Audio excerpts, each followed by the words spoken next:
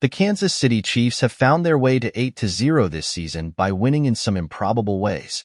Perhaps none of them more unlikely than their 30-24 overtime win over the Tampa Bay Buccaneers on Monday Night Football at Arrowhead Stadium.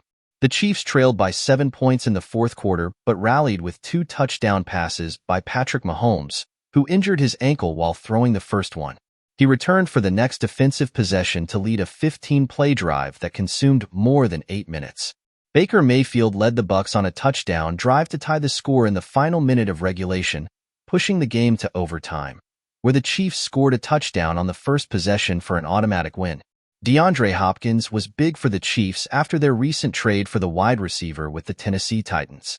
In his second game with Kansas City, Hopkins caught 8 passes for 86 yards and scored 2 touchdowns.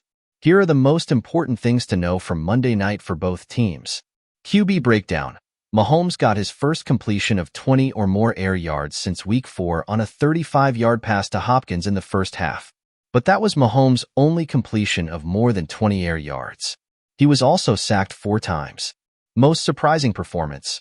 Kareem Hunt was having a tough game with 16 rushing yards on 7 carries in the first half. But he rushed 7 times for 47 yards on Kansas City's tying touchdown drive to make it 17-17 with 14:14 left. He finished with 27 carries for 106 yards, including the winning score. Describe the game in 2 words: gritty win. The Chiefs and their struggling offense looked to be in trouble, trailing by 7 points in the fourth quarter.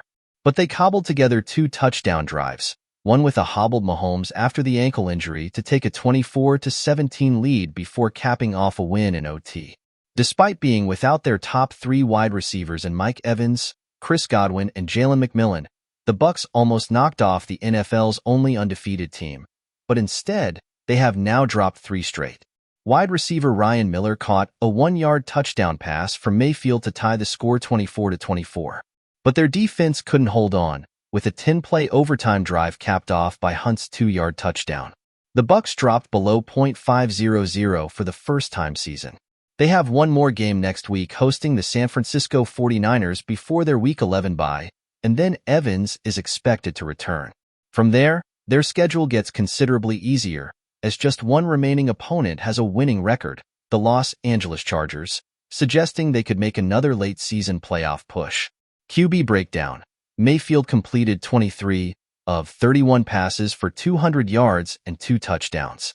The 11-yard touchdown to tight end Cade Otton came in the corner of the end zone with safety Justin Reed in coverage. Like last week, Mayfield relied heavily on Otton and running backs Bucky Irving and Rachaad White in the screen game. Biggest hole in the game plan. All 4 of the Chiefs' touchdowns came on 3rd down, with 2 pitting Hopkins against Josh Hayes, getting his first career NFL start after Tyreek Funderburk struggled last week. The Bucs didn't have any other options, with Jamal Dean on injured reserve because of a hamstring injury, but this was a tough assignment. Hayes did, however, recover a Tyke Smith forced fumble on Travis Kelce. Eye-popping stat. Despite 2 sacks apiece from defensive tackles Vita Vea and Khalid Kancey, the Bucs took a passive approach to pressuring Mahomes, just as they did in Super Bowl 55. They blitzed on just 13% of Mahomes' dropbacks through the first 3 quarters, the second lowest percentage in Bowles' time with the Bucs. Bowles' 11% blitz rate in Super Bowl 55 is the lowest of his tenure calling the defense.